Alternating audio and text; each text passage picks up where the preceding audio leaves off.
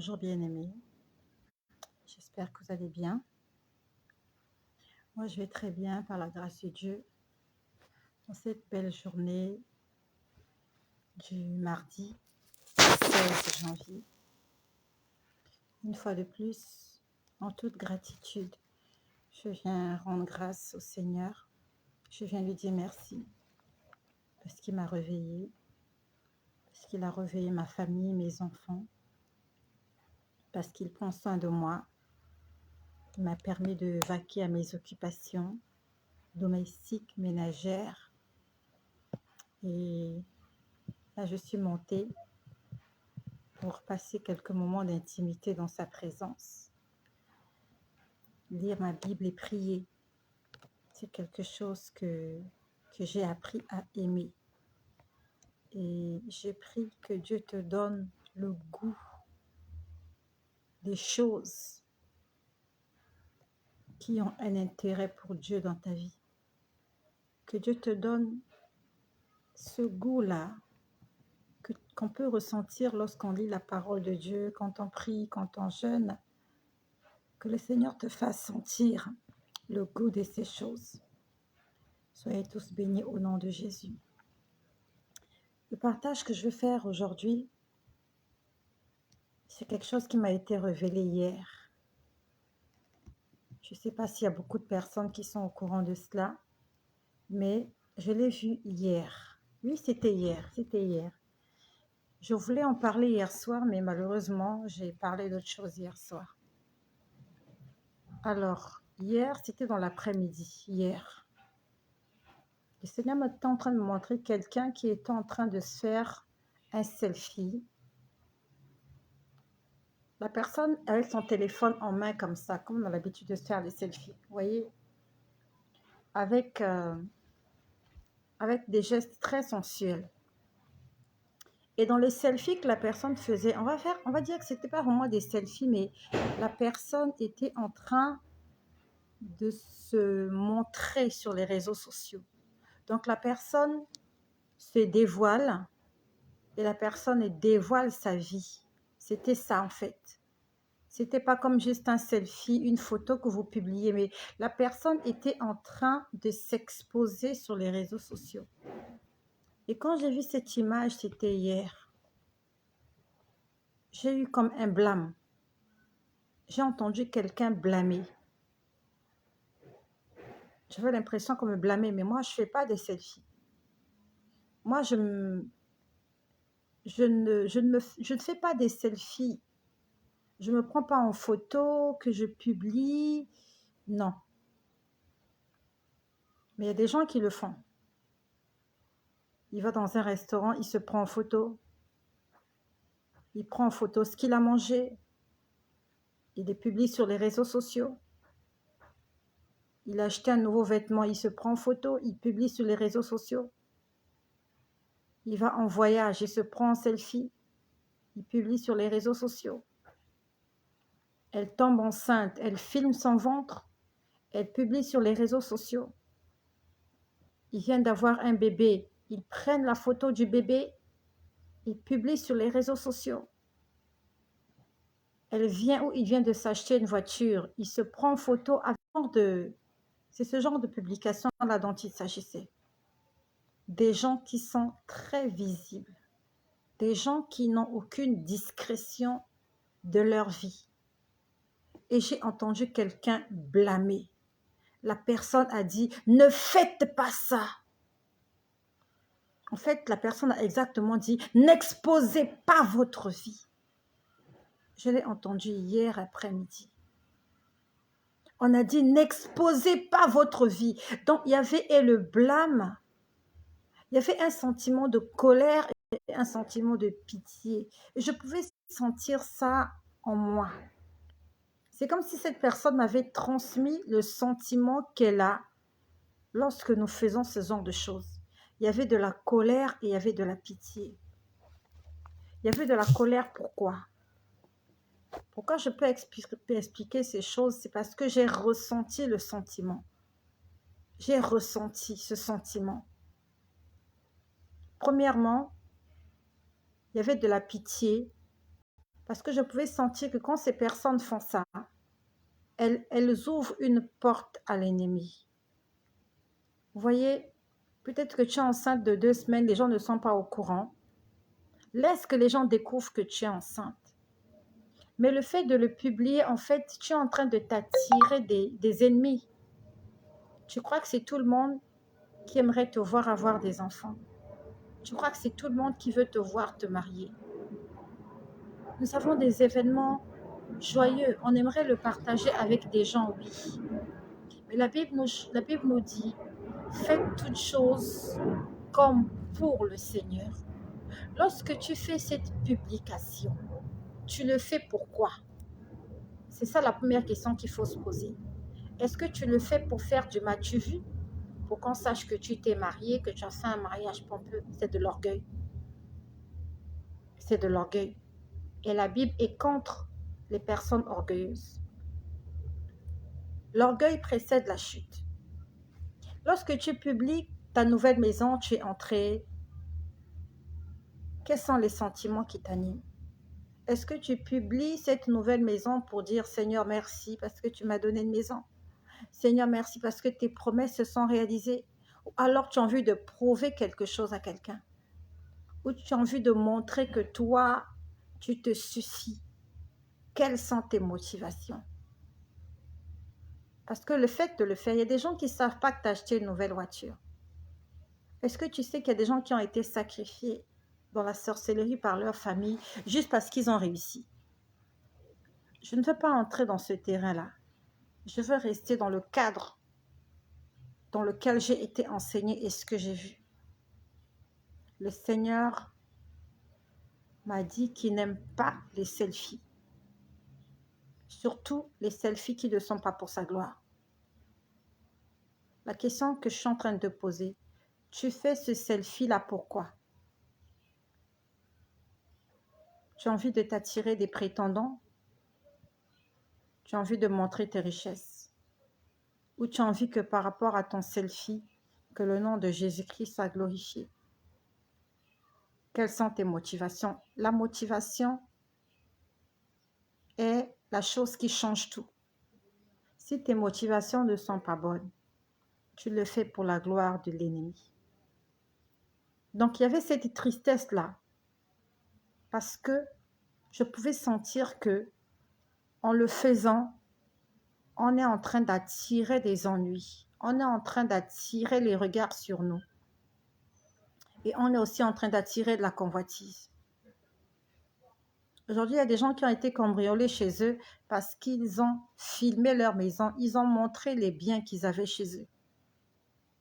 Et il n'y a pas que tes parents qui voient ça. Il y a aussi les voleurs qui voient ça.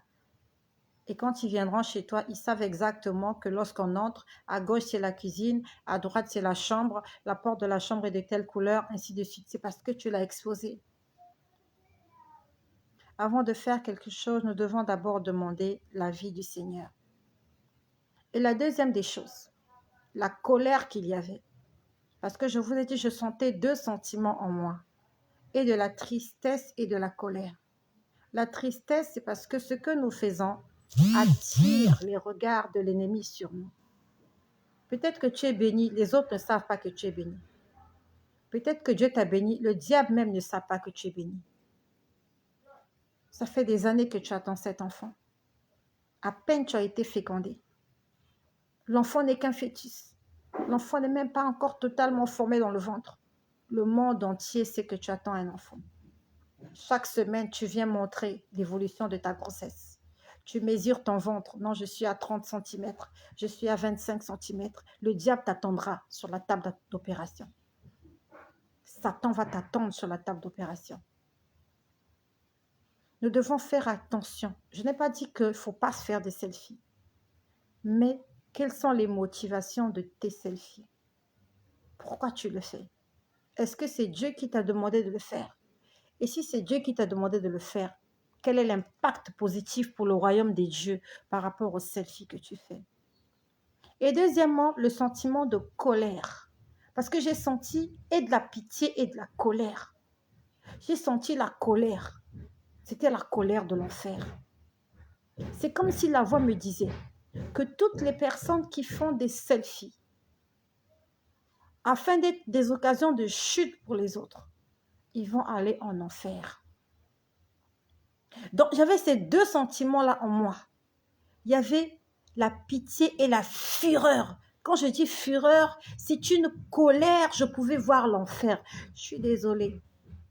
Tu peux faire le commentaire que tu veux.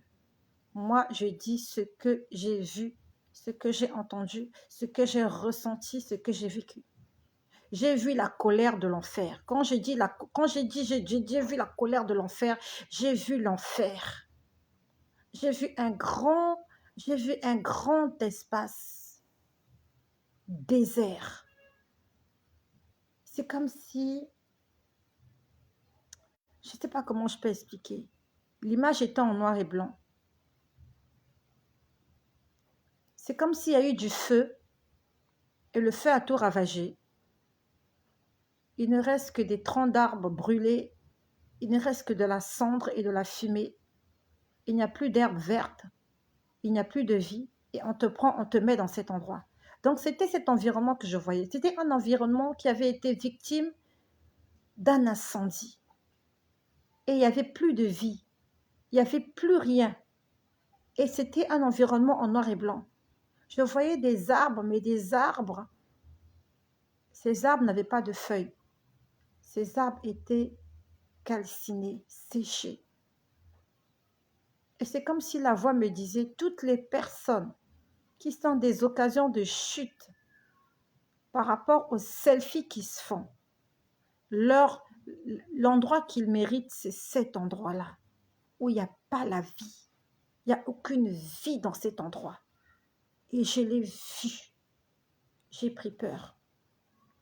J'ai pris peur. Parce que j'ai des enfants, je suis une mère.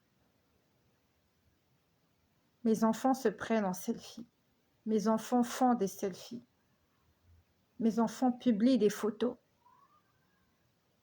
Ça m'a fait peur, ce que j'ai vu hier. Ça m'a fait vraiment peur. Et je l'avais oublié, le Seigneur me l'a rappelé là tout à l'heure.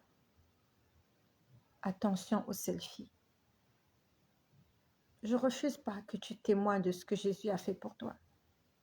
Mais pense à l'impact de ce que tu es en train de faire pour le monde. Est-ce que Dieu tire sa gloire dans ce que tu fais? Quand la personne va voir cette photo, va voir cette image, va voir ce documentaire, va voir ce que tu as fait, qu'est-ce que la personne en tirera de positif? En quoi tu peux aider le monde à devenir meilleur?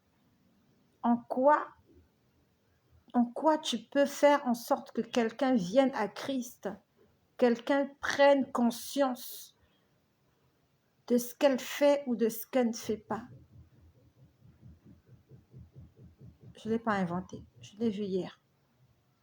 Et je remercie le Seigneur parce que même quand j'ai oublié, il me le rappelle. Ça, c'est la première des choses. Ne faisons pas des selfies sensuels. Ne faisons pas des choses que le diable applaudit. Faisons des choses pour évangéliser, pour attirer les âmes perdues vers nous. Parce que c'est la première mission que Dieu nous a donnée. Et si Dieu t'a donné un beau visage, un beau corps, utilise-le aussi pour sa gloire. Lorsque tu vas afficher ton image, tu mets un petit commentaire afin que celui qui le lise sache que tu n'es pas en train de te vendre aux enchères, mais que tu es en train, par ce selfie ou par cette publication, de remercier le Seigneur parce qu'il t'a donné un beau visage. Ne sois pas une occasion de chute. Ne publie pas tes images parce que tu as besoin de plus d'amis, tu as besoin de certaines faveurs. Fais-le pour la gloire du Seigneur et que le Seigneur nous aide. Deuxièmement, je vous ai dit qu'il y a de cela 2 semaines, j'étais éprouvée. Il y a quelqu'un dans ma famille qui avait perdu la vie et cette personne a été enterrée. L'enterrement s'est fait la semaine dernière. C'était la semaine dernière l'enterrement. C'était le mercredi dernier. Donc, demain, ça va faire une semaine. Et on m'avait appelé le dimanche. C'était un dimanche qu'on m'appelait pour me dire que cette personne était décédée. Le dimanche soir, j'étais allée à la veille mortuaire au lieu de rencontre. Le dimanche soir, oui. Je suis repartie le mardi. Je suis repartie le mardi. Et je suis repartie le mercredi. Le mercredi, c'était l'enterrement. Le mardi, quand j'étais allée au lieu de la rencontre, le mardi, quand j'étais allée à la veillée mortuaire, c'était dans la soirée, aux environs de, je crois qu'il était 9 h du soir. J'étais allée à cet endroit et j'étais en train de passer dans une zone assez sombre. Et pendant que je passais, j'étais en train de rouler, j'étais en voiture. La voie n'était pas très bonne, donc je roulais doucement en fait. C'était dans un quartier. Je roulais tout doucement. Je suis passée quelque part. J'ai entendu des moutons bêler. Le mouton bêle, c'est ça? J'espère que je ne me trompe pas. Le mouton, c'est quoi le cri du mouton? Il bêle? Le mouton bêle. Je crois que c'est ça. Quand le mouton fait mais, je crois que c'est bêler, oui. Apparemment, il y avait, je crois, des gens qui élevaient des moutons dans la zone. Il faisait noir et j'ai pas voulu savoir si c'était une ferme ou quoi, mais je sais que j'entendais des moutons en train de bêler. Et pendant que j'ai entendu les moutons bêler, j'ai eu la chair de poule. J'ai eu la chair de poule. Je n'ai pas compris pourquoi j'ai eu la chair de poule. Et ils ont encore bêlé. Quand ils ont encore bêlé, j'ai encore eu la chair de poule. Je me suis posé la question, qu'est-ce qui se passe? Je me suis intérieurement posé la question, qu'est-ce qui se passe avec le cri de ces animaux? À ce moment-là, le Seigneur me dit que ces animaux-là, ils étaient sur ma gauche. Parce que j'entendais le cri, il faisait nuit. Donc, je ne sais pas exactement, c'était dans quelle maison où il y avait ces moutons. Mais je sais qu'il y avait des moutons quelque part. Pas un seul mouton, mais plusieurs moutons. Ils étaient en train de bêler. Mais, j'avais la chair de poule, mes poils étaient dressés. Et je roule. Je ne sais plus si je me suis arrêtée ou pas pour réfléchir au sujet de ce que je pouvais ressentir. Le Seigneur me dit, les moutons qui sont en train de bêler sont sur ta gauche. Et parmi les moutons qui sont en train de bêler, il y a des hommes, il y a des êtres humains qu'on a transformés en moutons. Et il me dit, ils sont en train de bêler, mais toi tu entends ça, ils sont en train d'appeler à l'aide. Le Seigneur m'a montré qu'ils étaient en train d'appeler à l'aide pour dire, nous sommes des hommes, on nous a transformés. En fait, il était en train de parler, ils appelaient au secours. Mais nous, avec nos oreilles charnelles, on les entend bêler. Mais en réalité, ce sont des êtres humains, faits à la ressemblance et à l'image de Dieu. Mais l'ennemi, dans la haine et dans la jalousie qu'il a contre la créature de Dieu, dans la sorcellerie, ils ont transformé ces gens-là en moutons. Et on les a vendus. Je ne sais pas si on les a vendus. Je ne sais pas. Où est-ce que la personne qui les avait les a eus? J'en sais rien. Mais ils ont été transformés en moutons. Le Seigneur m'a dit, le bruit que tu entends, ils sont en train d'appeler à l'aide parce qu'ils se sentent condamnés. J'avais la chair de poule, j'avais la chair de poule. J'ai continué mon chemin. J'avais oublié de vous le dire, de vous le partager. Nous devons prier pour ce que nous mangeons. Nous devons prier pour ce que nous achetons. Mieux encore, nous devons donner nos vies à Jésus. Parce qu'un enfant de Dieu, né de nouveau et qui craint Dieu, qui marche dans l'obéissance, dans la crainte et dans la sanctification, le diable ne peut pas le transformer en mouton. S'ils ont été transformés en moutons, ça veut dire que quelque part, ils ont été déclarés morts par la société. Donc ce sont des gens qui sont morts. On a déclaré morts, on les a enterrés, mais en fait, on les a transformés en moutons parce qu'il y a quelqu'un qui avait besoin d'argent. Je ne sais pas combien le mouton coûte chez toi. Je ne sais pas. Mais un mouton, ça ne coûte pas très cher. Ça ne coûte pas très cher un mouton.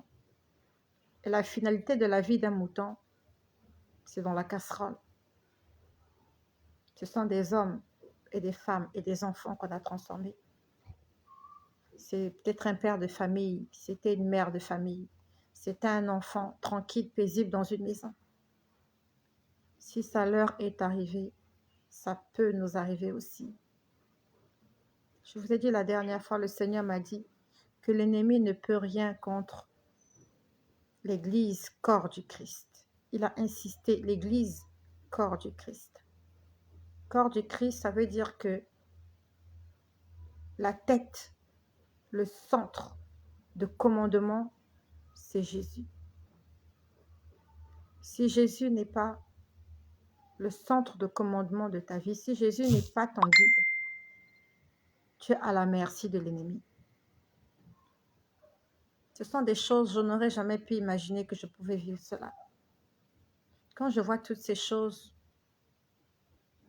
ma seule pensée, c'est de rester accrochée à Jésus. Parce que ces gens-là, ils ont sûrement entendu parler de Jésus. Sûrement. Ils ont fait le choix de fermer leurs oreilles, de fermer leurs yeux et de fermer leur cœur. Raison pour laquelle c'est arrivé.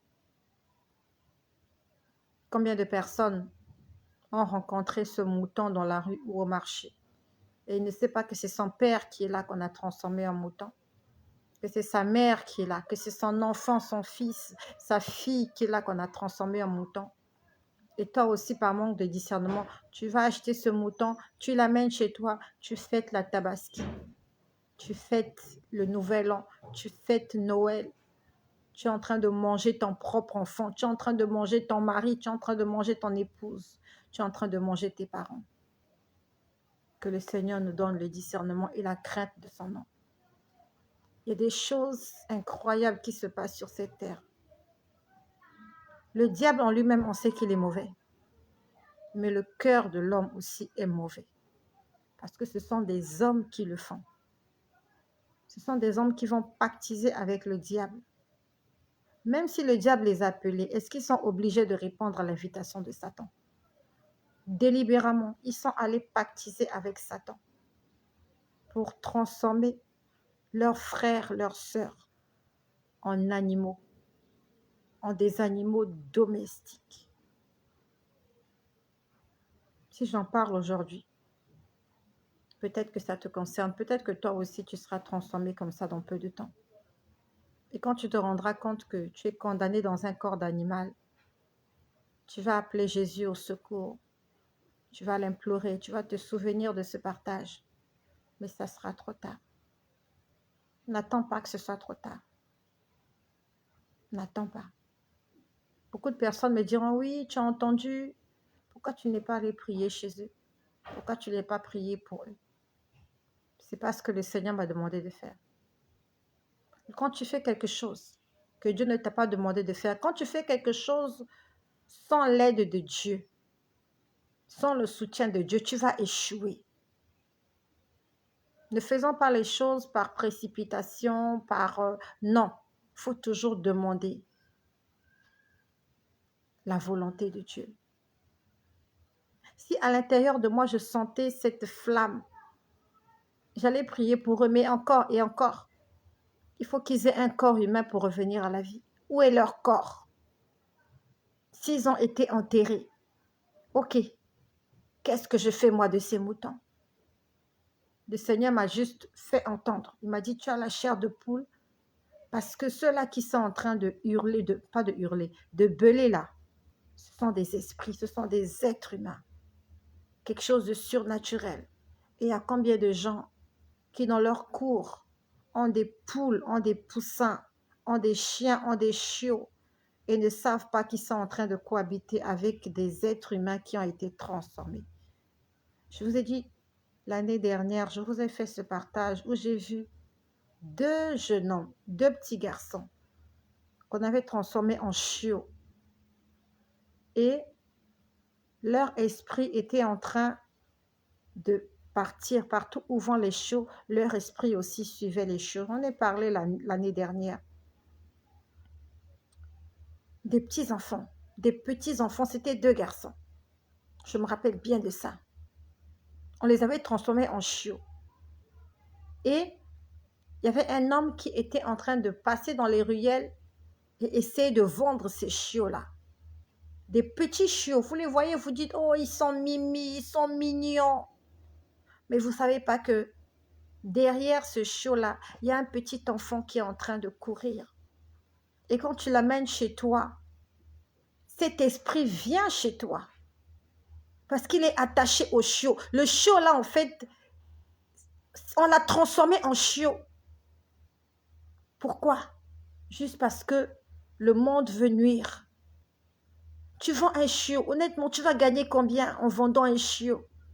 Tu vas gagner combien d'argent? Quelques pièces, quelques billets, et qu'est-ce que tu feras avec? Qu'est-ce que tu feras avec cela? L'homme est mauvais. Un homme peut te vendre même pour 1 euro. Pour 1 euro, même gratuitement. Il n'a pas besoin de gagner quoi que ce soit sur toi. Il va te vendre, il va te tuer gratuitement. L'homme est méchant et la Bible dit, le cœur de l'homme est mauvais et méchant. Il est tortueux par-dessus tout. Raison pour laquelle la Bible nous dit, maudit soit celui qui se confie à l'homme. Parce qu'il n'y a rien de bon en l'homme, si ce n'est que le souffle du Tout-Puissant. Le Seigneur est en train de parler à quelqu'un. Ça fait longtemps que tu entends parler de Jésus, tu endurcis ton cœur.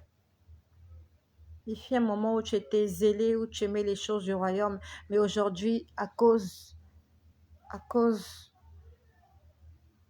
de ta chair, à cause des désirs charnels, tu as vendu ton âme à l'ennemi, tu as vendu ton corps, tu as hypothéqué ton salut. Le Seigneur est en train de te tendre la main aujourd'hui, parce que bientôt peut-être que ça sera ton sort. Peut-être que tu seras transformé en mouton. Peut-être qu'on va te transformer en chiot, en perroquet. Et on va te vendre aux enchères quelque part, quand même moins que rien. Alors qu'aux yeux de ton Créateur, aux yeux de Dieu, tu as de la valeur. Et tu as une destinée. Et cette destinée sera hypothéquée. Parce que toi, tu ne veux pas accepter l'invitation de Dieu. C'est un message d'amour que je t'apporte aujourd'hui.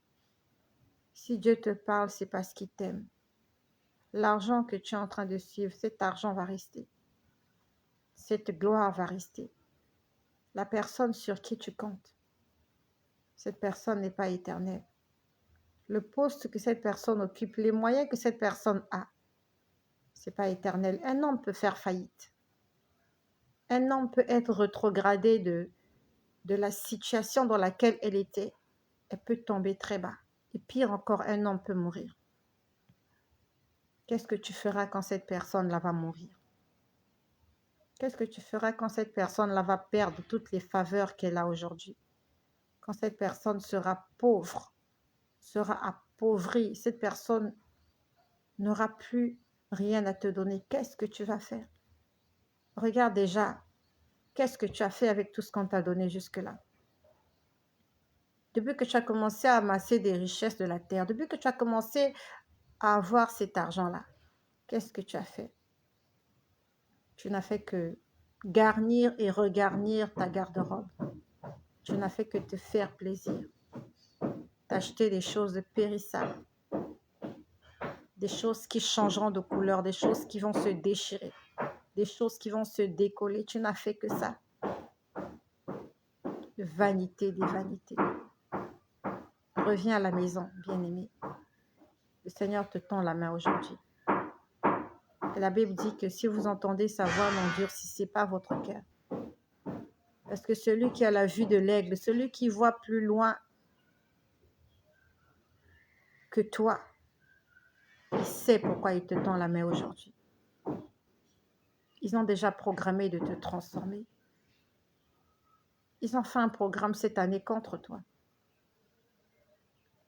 Et si tu ne donnes pas à Dieu l'autorisation de combattre à ta place, ce qu'ils ont prévu de faire va se réaliser.